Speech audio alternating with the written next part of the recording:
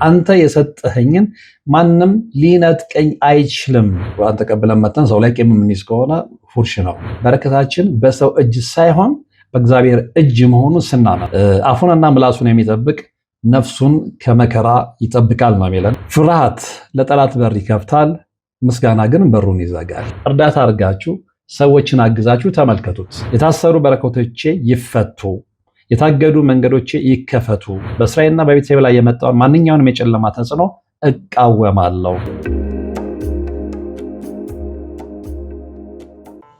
የአጋዕዝተ ቅድስት ሥላሴን 17 ዓመት በሙሉ በጭራሮ ግድግዳ መቆም መስማት ለተዋህዶ ልጆች ልብ የሚሰብር ትልቅ ሐዘን ነውና እጃችሁን ዘርጉ ባልነው መሠረት አላሳፈራችሁንም።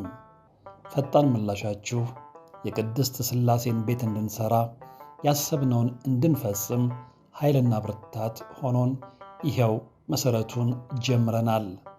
የረዳችሁንን ሁሉ እያመሰገን አትርሱን ያሉ አባቶችን ምርቃት አስቀድመን ጅምሩ ከፍጻሜ እንዲደርስ አሁንም አብራችሁን ሆኑ ስንል እንማጸናለን።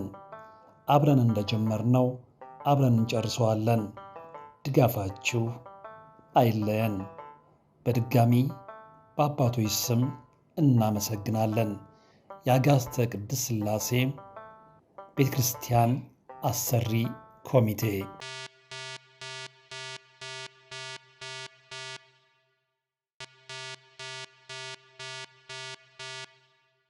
ለመሆኑ እድል በእውነት ይወሰዳል ወይስ እድላችንን በገዛ እጃችን አሳልፈን እየሰጠን ነው? ዛሬ ብዙዎች የሚፈሩትን ግን እውነቱን የማይናገሩትን ሚስጥር እናያለን። እንግዲህ ብዙ ጊዜ እንደተነጋገርነው እድል መወሰድ ወይም በብልሃትና በመንፈሳዊ ኃይል የሰውን በረከት መስረቅ የሚለው ሀሳብ በባህላዊው አመለካከት ዘንድ በስፋት የሚታመን ቢሆንም ከመጽሐፍ ቅዱስና ከእውነተኛ መንፈሳዊነት አንጻር ሲታይ ግን ጥልቅ ትንታኔ ይኖረዋል። የሚያስፈልገው ጉዳይ ምን ነው? እንግዲህ ይህንን ጉዳይ በሶስት ዋና ዋና ነጥቦች ከፍለን ማየት እንችላለን። እነሱ ምንድናቸው? አንድ መጽሐፍ ቅዱሳዊ እይታ በረከት እርግማን፣ ሁለተኛው እድል ይወሰዳል የሚለው ስጋት ምንጭ፣ እንዲሁም ደግሞ ሶስተኛው መፍትሄው ከመንፈሳዊነት አንጻር የሚለው ነው። ሌሎችንም ሰፊ በተለይ በእድል መወሰድ ዙሪያ ግንዛቤ እንዲኖራቸው የምትፈልጉ ሰዎች የዛሬው መርሃ ግብር እጅግ በጣም የተለፋበት በጣም ብዙዎቻችሁን የሚያስተምርና ግንዛቤ የሚሰጥ ነውና እስከ ፕሮግራሙ ፍጻሜ አብራችሁኝ እንድትሆኑ እጠይቃለሁ። እንግዲህ መጽሐፍ ቅዱሳዊ እይታ በረከትና እርግማን በመጽሐፍ ቅዱስ ውስጥ አንድ ሰው የሌለውን በረከት በስጋዊ ተንኮል ለመውሰድ የሞከረባቸው ታሪኮች አሉ። ለምሳሌ የያዕቆብንና የኤሳውን ታሪክ ወይም ደግሞ ኤሳውን ታሪክ መመልከት እንችላለን። ያዕቆብ እንግዲህ የብኩርና በረከቱን ከተንኮል ጋር ቢወስድም በመጨረሻ ግን እግዚአብሔር የባረከው እሱ ራሱ ከፈጣሪ ጋር ታግሎ በረከቱን ካረጋገጠ በኋላ ነው። ይህንን መጽሐፍ ቅዱስ ይነግረናል። የእግዚአብሔር ሉዓላዊነትም እዚህ ጋር ይነሳል። መጽሐፍ ቅዱስ በረከት ከእግዚአብሔር ዘንድ ነው ይላል። ማንም ሰው የእግዚአብሔርን ፍቃድ ሳይጠይቅ የአንተን መንፈሳዊ ድርሻ ሰርቆ ሊወስድ አይችልም። ይህንን በደንብ ልንል ይገባል። እንደውም ምሳሌ 10:22 ምንድን ነው የሚለን? የእግዚአብሔር በረከት ባለጠጋ ታደርጋለች፣ ሐዘንንም ከእርሷ ጋር አይጨምርም ይለናል። ይሄ በደንብ የሚነግረን ነገር አለ ማለት ነው። ሁለተኛ እድል ይወሰዳል የሚለው የስጋት ምንጭን እንመልከት። እንግዲህ ብዙ ጊዜ ሰዎች እድሌ ተወሰደ ብለው የሚያስቡት በሚከተሉት ምክንያቶች ነው። አንደኛው የመንፈሳዊ ውጊያ መኖር ነው። ክፉ መናፍስት በሰዎች ሕይወት ላይ እንቅፋት በመፍጠር እድገትን ሊያዘገዩ ይችላሉ። ነገር ግን ይህ መውሰድ ሳይሆን ማደናቀፍ ነው። ራስን ማጣት አንድ ሰው ከመንፈሳዊ ሕይወቱ ሲርቅና በኃጢአት ወይም በቸልተኝነት ሲኖር የተሰጠውን ጸጋና እድል ሳይጠቀምበት ይቀራል። በዚህ ጊዜ እድል የተወሰደ የሚል መጥፎ ስሜት ሊሰማው ይችላል ማለት ነው። ቅናትና ምቀኝነት በባህላችን ሰዎች በአይነ ጥላ ወይም ደግሞ በመተት የሰውን እድል ይዘጋሉ ተብሎ ይታመናል።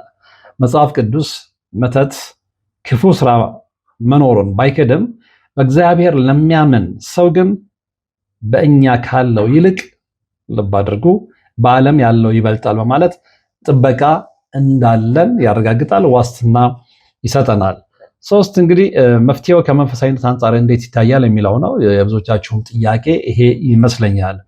እንግዲህ እድል ወይም እድላችን እንዳይወሰድ ወይም የተወሰደብን ከመሰለን ልናደርጋቸው የሚገባን ነገሮች የሚከተሉት ናቸው። አንደኛውና የመጀመሪያው በእግዚአብሔር መታመን ነው። ሰው ሊሰርቅህ ቢሞክርም እግዚአብሔር የቆለፈውን ማንም አይከፍተውም፣ የከፈተውንም ማንም አይዘጋውም። ይሄንን በደንብ አረጋግጠን ለራሳችን መንገር ይኖርብናል። ሌላው ጸሎትና ትጋት ነው። እንግዲህ መንፈሳዊ ጥንካሬ ሲኖረን የክፎች ሴራ አይሰራም በእኛ ላይ ማለት ነው። እድሌ ተሰረቀ ብሎ መጨነቅ ፋንታ እግዚአብሔር የሰጠኝን ጸጋ እንዴት ላሳድገው ብሎ መትጋት ነው የሚበጀው። ይቅርታና ሰላም እዚህ ውስጥ ይገባል። በሰዎች ላይ ቂም መያዝ ወይም ደግሞ እገሌ እድሌን ወሰደብኝ ብሎ ማሰብ ራስን ማሰር ነው። ይቅርታና የውስጥ ሰላም የጠፋውን በረከት መልሶ ያመጣል። ይህንን መገንዘብ ይኖርብናል እና እንግዲህ ማንም ሰው በአስማት ወይም በተንኮል የእግዚአብሔርን እቅድ ከእናንተ ሊሰርቅ አይችልም። ይሁን እንጂ እናንተ ባለማወቅ ወይም መፍራት የሰጣችሁን እድል ልትጥሉት ትችላላችሁ። ስለዚህ ትኩረታችሁ ሊሆን የሚገባው በሰዎች ተንኮል ላይ ሳይሆን በእግዚአብሔር ጥበቃ ላይ ነው። የእግዚአብሔርን ጥበቃ በላሱ ላይ ያደረገ ለእንደዚህ አይነቱ ክፋት የተጋለጠ አይሆንም ማለት ነው። እንግዲህ ስለ እድል ስናወራ ስለ መንፈሳዊ ውጊያና ስለ በረከት አይነቶች መመልከት ይኖርብናል። አንደኛ መንፈሳዊ ውጊያ ወይም ደግሞ ስፒሪቹዋል ዋርፌር ነው። እንግዲህ መንፈሳዊ ውጊያ ሲባል የሰው ልጅ ከማይታዩ የጨለማ ኃይላት ጋር የሚያደርገው ትግል ነው። እድል ተወሰደ የሚለው ስሜት ብዙ ጊዜ ከዚህ ውጊያ ጋር በቀጥታ የሚያያዝ ነው። የውጊያው ባህሪ እንግዲህ መጽሐፍ ቅዱስ እንደሚለን ውጊያችን ከስጋና ደም ጋር ሳይሆን ከጨለማው ዓለም ገዢዎችና ከክፉ መናፍስት ጋር ነው። ኤፌሶን 6:12 ላይ ማለት ነው። በግልጽ የተቀመጠ ቃል ነው።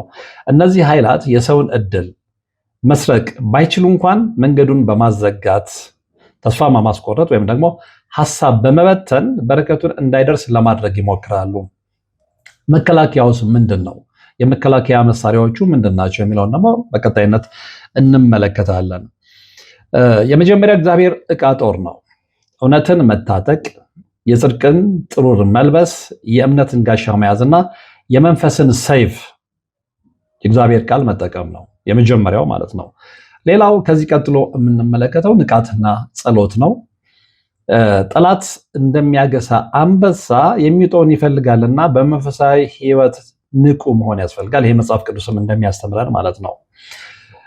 ክርስቲያናዊ ድል የሚገኘው እንግዲህ በራስ ጥንካሬ ሳይሆን በክርስቶስ ድል አድራጊነት ላይ በመደገፍ ነው።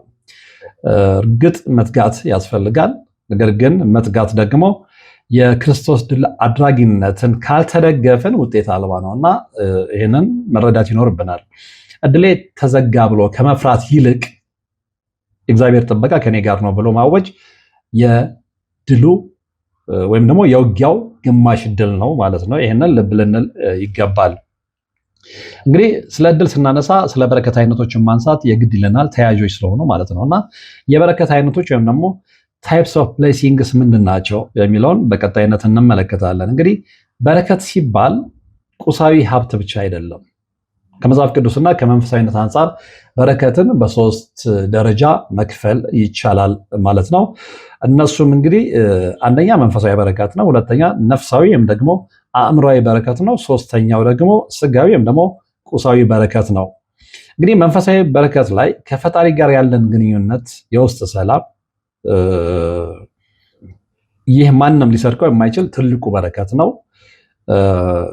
በምሳሌነት የምንወስደው እዚህ ጋር የኃጢአት ስርየት፣ የቅዱስ መንፈስ ፍሬ፣ ፍቅር፣ ደስታ፣ ሰላም፣ መረጋጋትና የመሳሰሉትን ነው።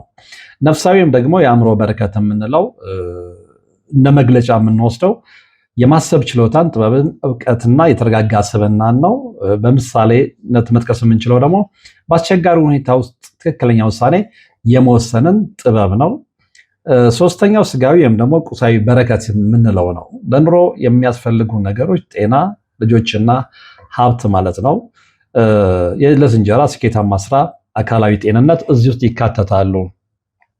እንግዲህ ዋናው ነጥብ ምንድነው? እዚህ ጋር ብዙ ጊዜ ሰዎች እድል የተወሰደ የሚሉት በቁሳዊ በረከት ላይ ብቻ ትኩረት ሲያደርጉ ነው። ነገር ግን መንፈሳዊና ነፍሳዊ በረከቶቻችን ካልተነኩ ቁሳዊ በረከት ቢዘገይም እንኳን ተመልሶ መምጣቱ አይቀርም። ይህንን ከውስጣችን ማውጣት አይኖርብንም። እንግዲህ መንፈሳዊ ውጊያን የምናሸንፈው በረከታችን በሰው እጅ ሳይሆን በእግዚአብሔር እጅ መሆኑን ስናመን ነው። ይህንን ልብ አድርጉ፣ በደንብ አንደርላይን እንድታደርጉ ፈልጋለሁ።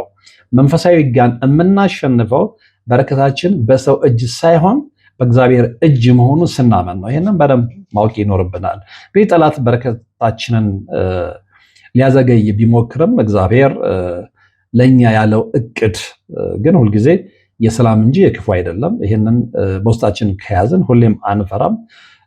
ስለዚህ ምንም የሚያስፈራን ኃይል አይኖርም ማለት ነው።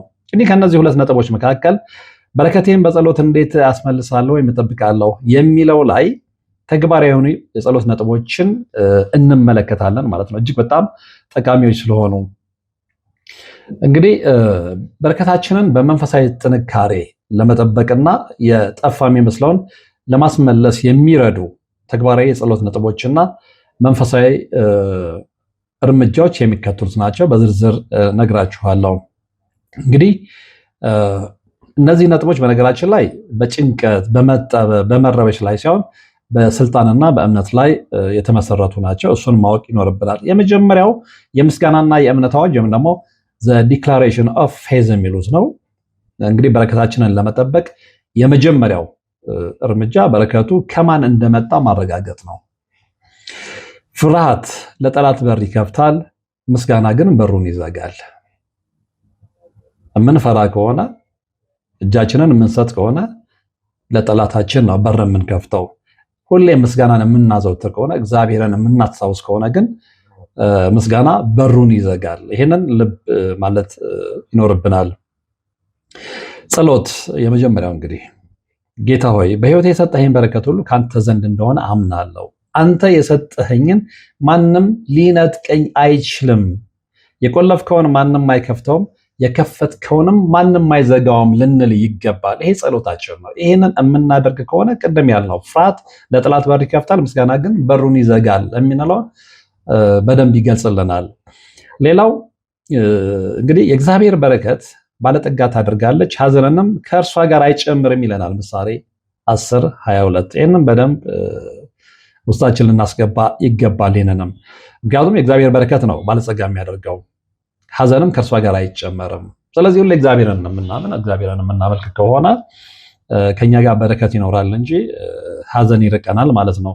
ሁለተኛው የይቅርታና የልብ ንጽህና ነው። ዘ ፓወር ኦፍ ፎርጊቭነስ የሚሉት እንግዲህ ቂምና ጥላቻ በረከትን የሚገቱ ትልልቅ እንቅፋቶች መሆናቸውን ልብ ልንል ይገባል። እገሌ እድሌን ሰረቀኝ ብለን በሰው ላይ ቂም ከያዝን ያ ሰው በእኛ ላይ ስልጣን እንዲኖረው እየፈቀድን ነው ማለት ነው። ስለዚህ እግዚአብሔር ንጹህ ልብን ይፈልጋል፣ ከቂም የጸዳ ልብን ይፈልጋል እና እሱን ለማስታወስ ነው። እንግዲህ ጸሎታችን ምን መሆን አለብን የሚለውንም ስንመለከት ከዚሁ ጋር የተያያዘ ነው። ጌታ ሆይ በበደሉኝና ክፉ በተመኙብኝ ሰዎች ላይ ያለኝን ቂም ሁሉ አወጣለሁ፣ በኢየሱስ ስም ይቅር ብያቸዋለሁ። በልቤ ውስጥ ለጠላት መስኮት የሚሆን ቅሬታ እንዳይኖር እርዳኝ ብለን ልንጸልይ ይገባል። ይሄ በጣም ፓወርፉል የሆነ ጸሎት ነው። በውስጣችን ያለውን ቂም የሚሽር የሚያጥብ ጸሎት ስለሆነ በፈጣሪያችንም ዘንድ ተቀባይነት ይኖረዋል፣ ተሰሚነት ይኖረዋል። ሶስተኛው እንግዲህ የመንፈሳዊ ስልጣን አጠቃቀም ወይም ደግሞ ቴኪንግ ኦቶሪቲ ነው። በክርስትና እምነት እንግዲህ እንደሚታወቀው አማኝ በክፉ ኃይላት ላይ ስልጣን ተሰጥቶታል። ይሄ ሁላችሁ የምትገነዘቡት ነው። በረከታችን እንዳይዘጋይ ወይም ደግሞ እንዳይታገት የማዘዝ ስልጣን ተሰጥቶናል፣ በአግባቡ ከተጠቀምነው ማለት ነው።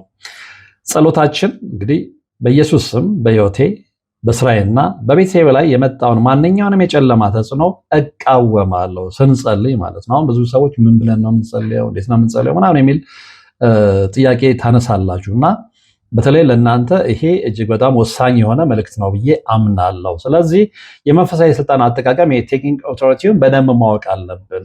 ስናቅ ስንጸልይ እንዴት ነው የምንጸልየው? እደግመዋለሁ። በኢየሱስ ስም በህይወቴ በእስራኤልና በቤተሰቤ ላይ የመጣውን ማንኛውንም የጨለማ ተጽዕኖ እቃወማለሁ።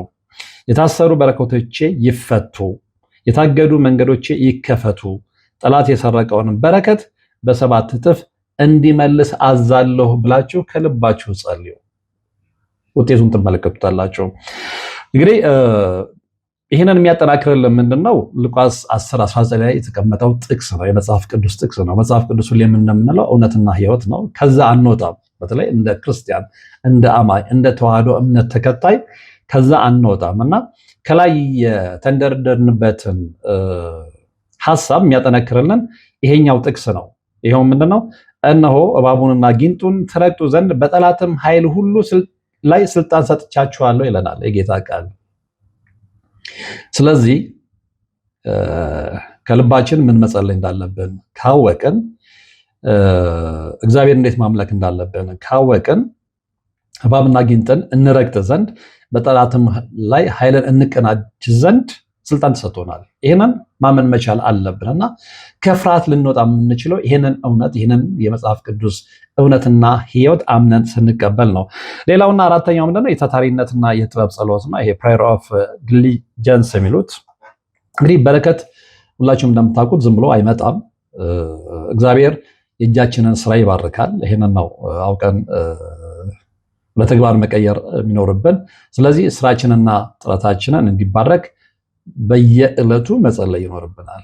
በየዕለቱ ሳናስተጓጉል ማለት ነው። እንግዲህ ጸሎታችን አሁንም ላይ ከተመለከትናቸው ጸሎቶች ባሻገር ምን ይሁን የሚለውንም ነገር በደንብ አንደርስታንድ ልናደርግ ይገባል። ጌታ ሆይ እጆቼ የሚነኩትን ሁሉ ባርክ፣ ድሎችን እንዳይናቸው ጥበብን ስጠኝ፣ ሰነፍ እንዳልሆን ትጋትን፣ ግራ እንዳልጋባ ማስተዋልን ስጠኝ ብለን ልንጸልይ ይገባል። ሌላው ተግባራዊ እርምጃ ወይም ደግሞ አክሽን ፕላን ነው። እንግዲህ ከጸሎት በተጨማሪ እነዚህ ነገሮች ማዘውተር ይኖርብናል። አንደኛ ቃሉን ማንበብ ነው። ቃሉን ማንበብ ስንል መጽሐፍ ቅዱስን ስናነብ አእምሯችን ይታደሳል፣ ፍርሃታችንም ይወገዳል። ሁለተኛው አንደበታችንን መጠበቅ ነው። እንግዲህ እድሌ የተወሰደ አይሳካልኝም ብለን በፍርሃት ሁሌ ከምንሸበብ እግዚአብሔር መንገዴን ያቀናል የሚሉ አዎንታዊ ቃላትን የመነጋገር ድፍረቱ ይኖራል። እንለማመድም እውነቱ ይሄ ስለሆነ ማለት ነው። እና ሁሌ አይሳካልኝም የሚል ሰው አይሳካለትም። ይሄ ግልጽ ነው። ግን እግዚአብሔር መንገዴን ያቀናል ብለን በእግዚአብሔር ላይ ደግሞ ጽኑ የሆነ ተስፋ ካለን አዎንታዊ ቃላትን የምንናገር ከሆነ ይህንን የተለማመደን ከሆነ እግዚአብሔር ያሻግረናል። አትጠራጠሩ። እጃችንን በደንብ ይዞ ያሻግረናል። ይህንን አንደርስታንድ ማድረግ ይኖርብናል። ሌላው እንግዲህ መልመድ ያለብን ነገር ምንድነው? ይሄ ተግባራዊ እርምጃዎች ናቸው። እድላችን እንዳይወሰድ በረከታችን የግላችን ሆኖ እንዲቆይ ለማድረግ የሚረዱን ማለት ነው። በሶስተኛ ደረጃ የምንመለከተው እንግዲህ ቃሉን ከማንበብና ከአንደበታችን መጠበቅ ባሻገር ልግስና ነው። መስጠት፣ ለሰዎች መርዳት። እንግዲህ መስጠት የበረከት በርን የሚከፍት ቁልፍ እንደሆነ እግዚአብሔርም ይነግረናል፣ ያስተምረናል። በረከታችን እንዲበዛ የምንፈልግ ከሆነ የሌሎችን ሕይወት በልግስና መታደግ ይኖርብናል ማለት ነው። ለሌሎች መስጠት፣ ካለን ላይ ማካፈል፣ ግለኝነትን ማስወገድ፣ ሰልፊሽነትን ማስወገድ። አሁን ዓለም ላይ የነገሰው እሱ ነው እና የሰው ልጆች ሁሌም ኢነር ፒስ ወይም ደግሞ ውስጣዊ ሰላምን ማግኘት ያልቻሉት ግለኝነት ስለተጠናወታቸው ነው። መስጠትና ልግስናን ባህላቸው ስላላደረጉ ነው። መስጠትና ልግስና የበረከት በርን የሚከፍት ቁልፍ መሆኑን አለመረዳታቸው ነው እና እስኪ ለግሳችሁ እርዳታ አድርጋችሁ ሰዎችን አግዛችሁ ተመልከቱት፣ ውጤቱን ታዩታላችሁ እና ያላችሁ ነገር ይባረክላችኋል ማለት ነው። እንግዲህ እነዚህ ነጥቦች በየቀኑ በጸሎታችን ውስጥ በማካተት ለውጡን መመልከት እንችላለን ማለት ነው። ሌላው እንግዲህ በመጽሐፍ ቅዱሳዊ አመለካከት እያወራን ያለ ነው ስለ እድልም አይደል? በመጽሐፍ ቅዱሳዊ አመለካከት እድል የሚለው ቃል ከእግዚአብሔር ለሰው ከተሰጠ በረከት ወይም ጸጋ ጋር ይያያዛል። አሁን እድል አንዳንዱ ሰው እድል ምንድን ነው? የእድል ትርጓሜ አይገባንም ምናምን የሚል ጥያቄና ግራ መጋባት ጥያቄ ያነሳል፣ ግራ መጋባት ይታይበታል። ስለዚህ ከመጽሐፍ ቅዱሳዊ አመለካከት አንጻር ነው የምንመለከተው እና እድል የሚለው ቃል ከእግዚአብሔር ለሰው ከተሰጠ በረከት ወይም ጸጋ ጋር በቀጥታ የሚገናኝ ነው ወይም በቀጥታ የሚያያዝ ነው። እንግዲህ መጽሐፍ ቅዱስ አንድ ሰው የእግዚአብሔር ጥበቃና በረከት በሕይወቱ ላይ እንዲጸና ምን ማድረግ እንዳለበት ግልጽ የሆኑ መመሪያዎችን ይሰጣል፣ ያስተምራልም። እነሱን ነው የምንመለከተው። እንግዲህ አንደኛውና የመጀመሪያው አሁንም በእግዚአብሔር ሉዓላዊነት ማመን ነው። ይሄ ዘ ሺልድ ኦፍ ፌዝ የሚሉት ማለት ነው ነጮቹ። እንግዲህ ትልቁ መከላከያ በረከታችን ነው ይሄ በእግዚአብሔር ሉዓላዊነት ማመን። በሰው እጅ ሳይሆን እንግዲህ በእግዚአብሔር እጅ መሆኑን ማመን ነው ትልቁ ነገር። ሰዎች ሊመቀኙን ወይም ሊቀኑብን ወይም ደግሞ ሊያሴሩብን ይችላሉ። ነገር ግን እግዚአብሔር ያባረከውን ደግሞ ማንም ሊረግመው እንደማይችል በጽኑ ማመን መቻል አለብን። ደግሞም ሊረግመውም አይችልም። መጽሐፍ ቅዱስ ከዚህ ጋር በተያያዘ ምን ይላል የሚለውን መመልከት የበለጠ ለሐሳባችን ጥንካሬ ጉልበት ይሰጠዋል እና እግዚአብሔር የባረከውን ማንም ሊረግም አይችልም። ዘኍልቍ 23:20 ላይ ማለት ነው። ግልጽ ነው። እግዚአብሔር የባረከውን ማንም ሊረግም አይችልም። ይሄ ግልጽና ግልጽ ነው። እንዲሁም ደግሞ ለአንተ የተበጀ መሳሪያ ሁሉ አይከናወንም ይለናል ኢሳይያስ 54:17 ላይ ማለት ነው። ስለዚህ ያንተ የሆነ ነገር ያንተ ነው። በቃ እግዚአብሔር የሰጠ ነገር ማንም አይነጥቅህም። ግን ማንም እንዳይነጥቅህ ደግሞ ምን መጸለይ እንዳለብህ ከላይ የተመለከትናቸውን መመሪያዎች ማወቅና ማወቅ ብቻ አይደለም ተግባራዊ ማድረግ ይኖርብናል ማለት ነው። ስለዚህ ምን ማድረግ ነው የሚገባን ነው? ምን ማድረግ ነው የሚገባን? እንግዲህ በሰዎች ተንኮል ላይ ከማተኮር ይልቅ ቅድምም እንዳልነው በእግዚአብሔር ጥበቃ ላይ እንመካ። ትልቁ ነገር የሚያድነን እሱ ስለሆነ ማለት ነውና ፍርሃት ለጠላት በር ይከፍታል፣ እምነት ግን ይዘጋዋል። ይህንን በደንብ ማወቅ ይኖርብናል። ሌላው በትጋትና በጥበብ መመላለስ ነው። አሁን እንግዲህ ዲሊጀንስ ኤንድ ዊዝደም የሚሉት ነጮቹ ማለት ነው። ብዙ ጊዜ እድል የተወሰደ የምንለው በራሳችን ቸልተኝነት ወይም ጥበብ በማጣት የምናጣቸውን እድሎች ሊሆን ይችላል። እሱን ልብ ልንል ይገባል። መጽሐፍ ቅዱስ ሰነፍ መሆን በረከትን እንደሚያሳጣ ይናገራል። ስለዚህ ሰነፍ አንሆን ነው፣ ቸልተኛ አንሆን ነው፣ ሁሌም ንቁ እንሆን ነው፣ ሁሌም በተጠንቀቅ ወታደር እንሁን ነው። ስለዚህ ከዚህ ጋር በተያያዘ መጽሐፍ ቅዱስ የሚነግረንንም እውነት ማወቅ ይኖርብናል። ምሳሌ 14 ላይ የታታሪ እጅ ትበለጽጋለች፣ የሰነፍ እጅ ግን ድሃ ታደርጋለች ይላል። ይህንን በደንብ እናውቅ ይገባል። ስለዚህ ምንድነው ማድረግ የሚገባን ነው? እግዚአብሔር የሰጠንን እድል ለምሳሌ የስራ፣ ትምህርት፣ የውጭ እድል ወዘተ፣ ግንኙነት፣ ትዳር የመሳሰሉትን በረከቶች በትጋት ልንጠብቅ ይገባል።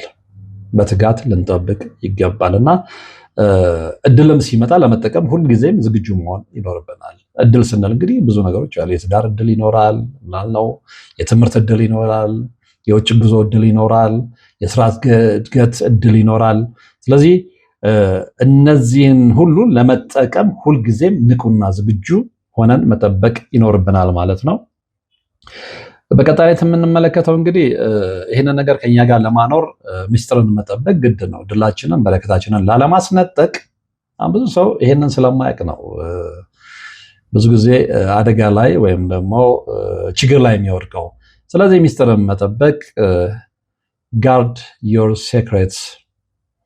አንዳንድ ጊዜ በረከታችን እንግዲህ ከመድረሱ በፊት ለሁሉም ሰው መናገራችን ለቅናትና ለተንኮል ሰዎችን ያዘጋጃቸዋል። ስለዚህ ለምሳሌ የውጭ ሀገር እድል አግኝተህ ተሳክቶልህ እስከምትወጣ ድረስ ሚስጥርን ጠብቀህ መቆየት ወይም ደግሞ ሚስጥርሽን ጠብቀሽ መቆየት ይኖርብሻል። ይሄ ግዴታ ነው። ምክንያቱም እንደው ከመጽሐፍ ቅዱስ እውነት አንጻር ስንመለከት እንኳን ዮሴፍ ህልሙን ለወንድሞቹ ሲነግር ቅናት እንደተቀሰቀሰባቸው ማስታወስ ይገባልና ለቅናት ይዳርገናል። ቀድመን መናገራችን ሚስጥራችንን አለመጠበቅ ለተንኮልና ለቅናት በር ስለሚከፍት መጠንቀቅ ይኖርብናል ነው። መጽሐፍ ቅዱስ ይህንን በተመለከተ ምን ይላል? አፉን የሚጠብቅ ነፍሱን ይጠብቃል፣ ከንፈሩን የሚያሰፋ ግን ጥፋት ይገጥመዋል ነው የሚለን ምሳሌ 13:3 ላይ እና እንግዲህ ከመጽሐፍ ቅዱስ እውነት የበለጠ ምንም በቃ ያለውን እውነት ያለውን ህይወት የሚያረጋግጥልን እውነት የምናገኘው እዛ ውስጥ ነው።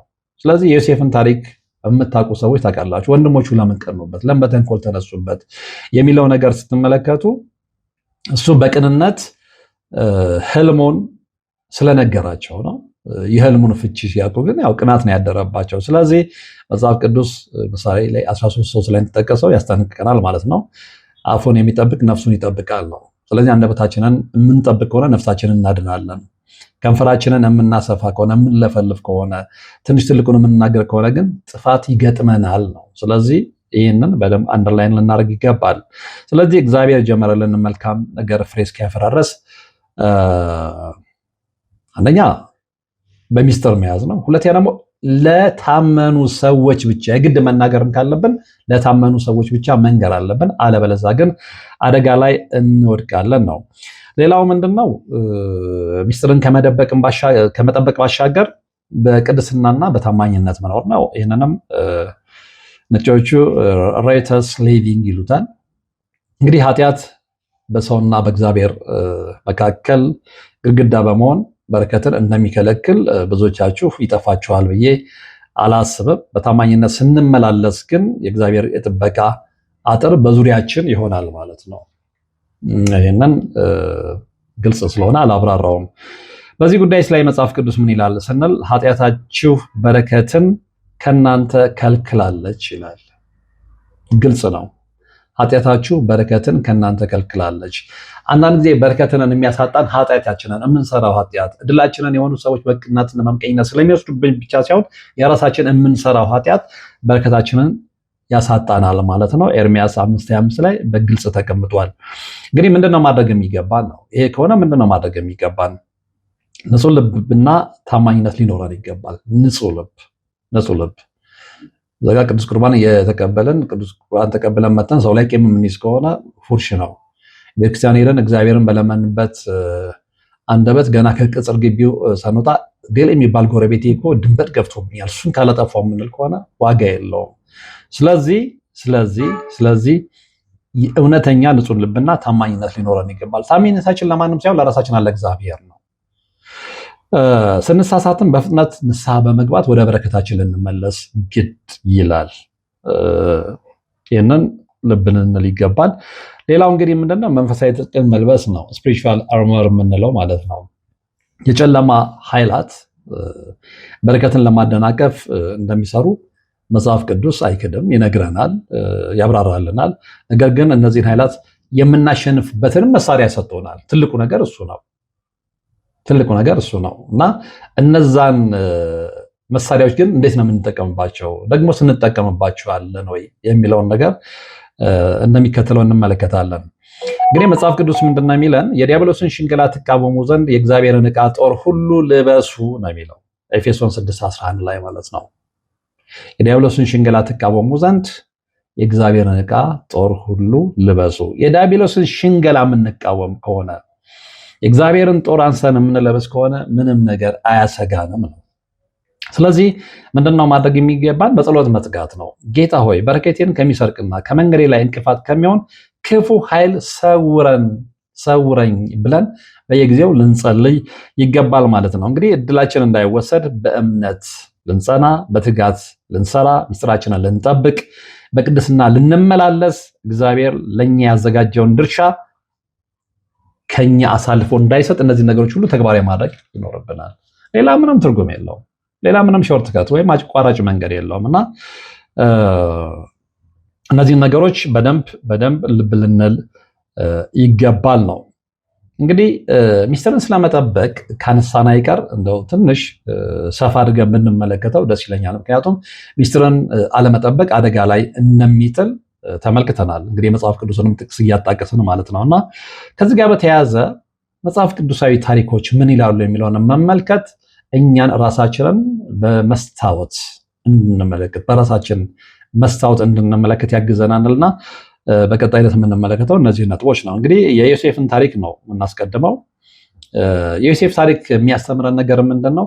ያለ ጊዜው መናገር የሚያመጣውን ፈተና ነው፣ የሚያመጣውን ስቃይ፣ የሚያመጣውን ችግር ነው የዮሴፍ ታሪክ የሚያስተምረን ማለት ነው። እና እንግዲህ ዮሴፍ ገና በልጅነቱ እግዚአብሔር የሚሰጠውን ታላቅነት በህልሙ ነው የተመለከተው። ይህን ህልም በቅንነት ለወንድሞቹ ይነግራቸዋል። ነገር ግን ወንድሞቹ ይሄ ነገር በተነገራቸው ጊዜ ደስ ሊላቸው ሲገባ በቅጣት ነው የተነሱበት። ውጤቱ ምንድን ነው የሆነው? በጉድጓድ ጥለውት ለባርነት ነው የሸጡት። ዮሴፍ እንግዲህ በረከቱን ባያጣም ያለ ጊዜው መናገሩ ግን መንገዱን እጅግ አስቸጋሪና ረጅም አድርገውበታል። እና ከዚህ ህይወት ምንድን ነው የምንማረው? ነው ሚስጥራችንን መጠበቅ እንዳለብን ነው። ለማንም ሰው መንገር እንደሌለብን ነው። የግድ እንደው አፋችንን የሚበላን ውስጣችንን የሚኮረኩረን ከሆነ ለሚታመኑ ሰዎች ብቻ መናገር መቻል አለብን። ከዚህ የምንማረው ትምህርት ምንድን ነው? እግዚአብሔር ለእኛ የሰጠውን ራዕይ ለሌሎች ባዕድ ሊሆን ስለሚችል ፍሬ እስኪያፈራ ድረስ በልባችን መያዝ ጥበብ እንደሆነ እንማራለን ማለት ነው። ይሄ ብዙዎቻችሁን ያስተምራል ብዬ አስባለሁ። እንግዲህ ሌላው ነጮች ጋርዲያን ኦፍ ሊፕስ ይሉታል። እንግዲህ የአፋችንን የአንደበታችንን መዝጊያ መጠበቅ ነው። መጽሐፍ ቅዱስ አፋችንን መጠበቅ ነፍሳችንን ከመከራ እንደሚያድን በተደጋጋሚ ይመክረናል። አፉንና ምላሱን የሚጠብቅ ነፍሱን ከመከራ ይጠብቃል ነው የሚለን ምሳሌ 21:23።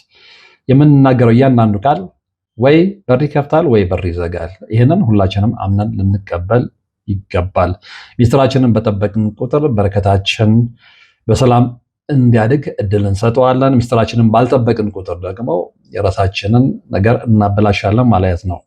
ሌላው እንግዲህ ከዮሴፍ ታሪክ ቀጥሎ በምሳሌነት የምንመለከተው የእመቤታችንን የእናታችንን የቅድስት ድንግል ማርያምን ምሳሌ ነው። በልብ መጠበቅ እንግዲህ የጌታችን እናት ቅድስት ድንግል ማርያም ስለ ልጇ የተነግራትን ድንቅ ነገሮች ሁሉ ታድርግ የነበረው በየመንገዱ በማውራት ሳይሆን በልቧ ነበር የምትጠብቀው።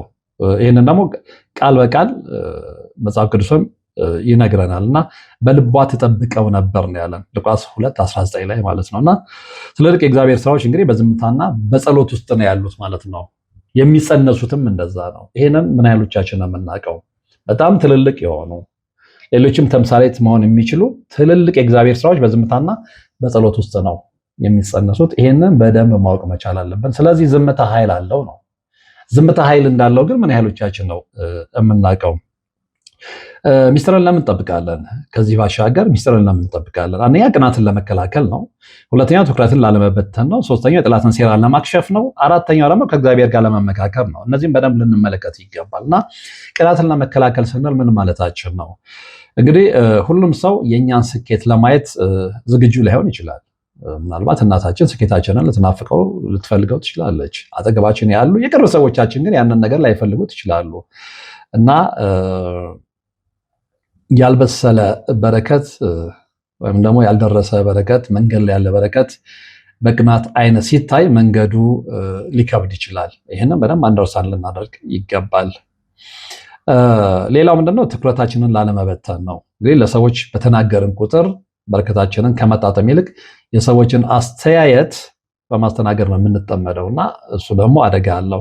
ሌላው የጠላትን ሴራ ለማክሸፍ ነው። እንግዲህ ጠላት እቅዳችንን ካወቀ ቤት በኩል መምጣትና ቤት በኩል እቅዳችንን ማሰናከል እንዳለበት ያውቃል። ስለዚህ በር ከፈትንለት ማለት ነው እና እንዲያደናቅፈን እድል ልንሰጠው አይገባም። ስለዚህ ትልቁ መከላከያችን ምንድነው? ዝምታችን ነው።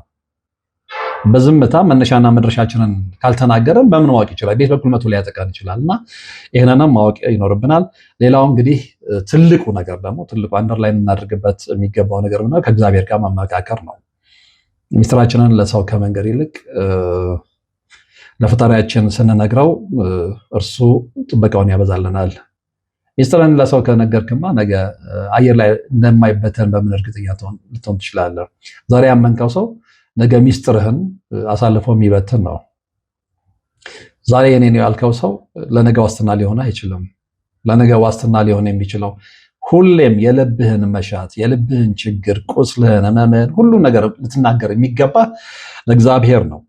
ስለዚህ ሚስጥራችንን የምንጠብቀው ለዛ ነው፣ ከእግዚአብሔር ጋር ለመመካከር እና እነዚህን 4 ነጥቦች ተግባራዊ ማድረግ ይኖርብናል፣ ማወቅም ይኖርብናል። ስለዚህ ተግባራዊ መመሪያውን ደግሞ እንመልከት። አንደኛ ሁሉንም አንመን። ሁሉንም ጓደኛ መሆንና የልብ ሚስጥር ማጋራት ይለያያሉ። ብዙዎቻችን የምንሸወደው የማናውቀውም ይሄንን ነው። ጓደኛ መሆን ያለ ነገር ነው። የልብ ሚስጥር ማጋራት ግን ትናንትና በጣም ኢንቲሜት ነው፣ በጣም ጓደኛ ነው ያልከው ሰው የልብ ሚስጥርን ካጋራው በኋላ ነገ ቅስምን በሚሰብር ሁኔታ ያንን የልብ ሚስጥርን ይፋ አውጥቶ ሊበትነው ይችላል። እሱ ማወቅ መቻል ይኖርብናል። ሚስጥር የምታካፍለው መንፈሳዊ ጥንካሬ ላለውና ለአንተ መልካም የሚመኝ ሰው ሲሆን ብቻ ነው። ያንን ላይ ሆነ በደንብ ካረጋገጥክ በኋላ ማለት ነው። ሌላው ምንድነው እንግዲህ ፍሬውን ማሳየት ነው። ሰዎች ስለ እቅዳችን ከመስማት ይልቅ ውጤቱን ቢያዩት ነው የሚሻለው።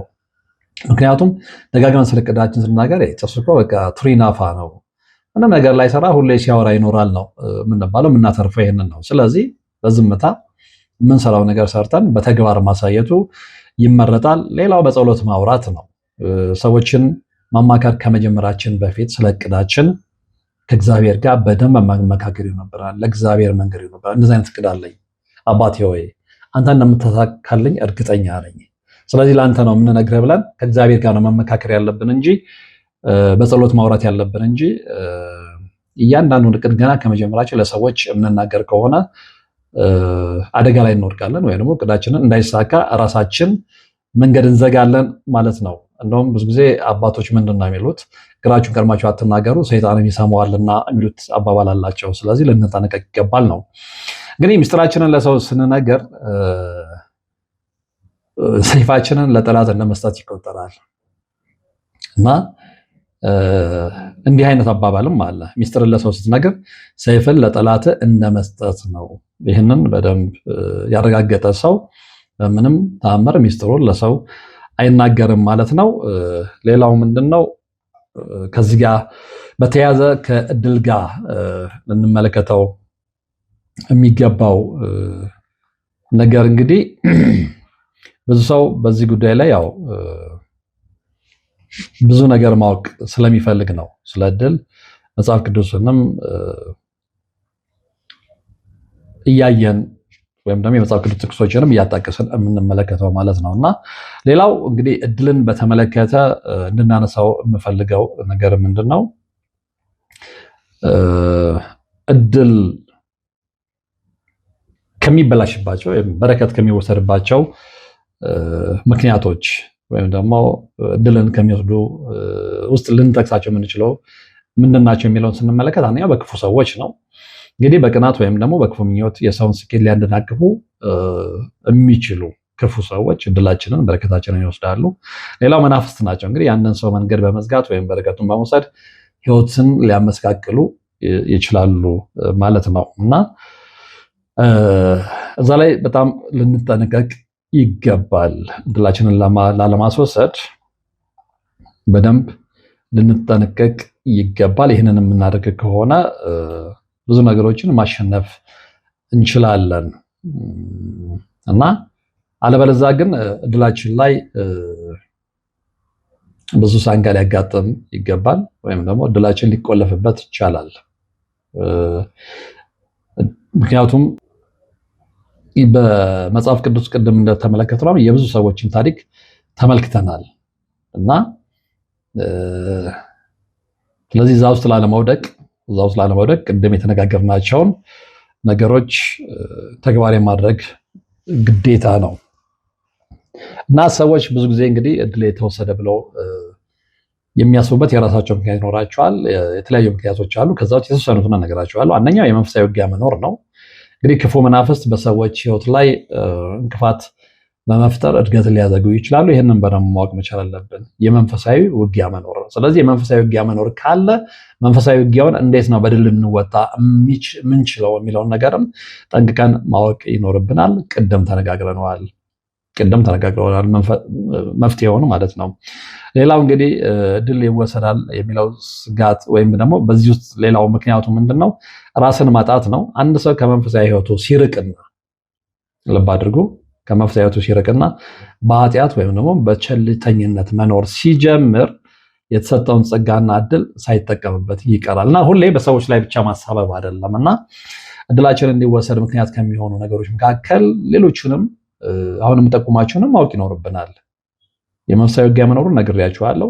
ሌላው ደግሞ በራሳችን ንዝልሃንነት የሚመጣ ከመንፈሳዊ ህይወት ስንርቅና በኃጢአት ወይም በቸለኝነት ስንኖር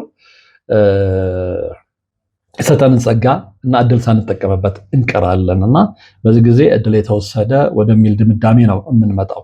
ሌላው እንግዲህ ቅናትና ምቀኝነት ነው። ያው በባህላችን ሰዎች በአይነጥላ ወይም ደግሞ በመተት የሰውን እድል ይዘጋሉ። ይሄ ምንም ሳይታለም የተፈታ ነው። መጽሐፍ ቅዱስ መተትን እና ክፉ ስራ መኖርን ባይክድም በእግዚአብሔር ለሚያምን ሰው ግን በእኛ ካለው ይልቅ በዓለም ያለው እንደሚበልጥ ደግሞ ይነግረናል እና ጥበቃ አለን ማለት ነው። ስለዚህ በእኛ ካለው ይልቅ በዓለም ያለው ይበልጣል። ይህንን በደንብ ማወቅ ይኖርብናል እና መፍትሄዎቹን ያው በደንብ ተነጋግረናቸዋል። ቅድም እንግዲህ በእግዚአብሔር መታመን፣ ጸሎትና ትጋት፣ ይቅርታና ሰላም የሚለውን ነገር ተመልክተናል እና እዛ ላይ በደንብ ልንሰራ ይገባል ማለት ነው። እንግዲህ ዛሬ ከመቼውም ጊዜ በላይ በስፋት ስለ እድል መወሰድ እና ስለ በረከት እርግጠኛ ነኝ ሰፊ የሆነ ግንዛቤ አግኝታችኋል ብዬ አስባለሁ። በመርሃ ግብሩ ላይ አስተያየታችሁን ብትሰጡኝ የበለጠ ለመስራት ያግዘኛልና አስተያየታችሁን በሀሳብ መስጫው ሳጥን ውስጥ አስቀምጡልኝ። የዛሬው መርሃ ግብር የተከታተላችሁት ነበረ። በቀጣይ በሌላ መርሃ ግብር እንገናኛለን። እስከዛው ግን ያላችሁበት ሰላም። የአጋዕዝተ ቅድስት ሥላሴን 17 ዓመት በሙሉ በጭራሮ ግድግዳ መቆም መስማት ለተዋህዶ ልጆች ልብ የሚሰብር ትልቅ ሐዘን ነውና እጃችሁን ዘርጉ ባልነው መሠረት አላሳፈራችሁንም። ፈጣን ምላሻችሁ የቅድስት ሥላሴን ቤት እንድንሠራ ያሰብነውን እንድንፈጽም ኃይልና ብርታት ሆኖን ይኸው መሠረቱን ጀምረናል። የረዳችሁንን ሁሉ እያመሰገን አትርሱን ያሉ አባቶችን ምርቃት አስቀድመን ጅምሩ ከፍጻሜ እንዲደርስ አሁንም አብራችሁን ሆኑ ስንል እንማጸናለን። አብረን እንደጀመርነው አብረን እንጨርሰዋለን። ድጋፋችሁ አይለየን። በድጋሚ በአባቶች ስም እናመሰግናለን። የአጋዕዝተ ቅድስት ሥላሴ ቤተ ክርስቲያን አሰሪ ኮሚቴ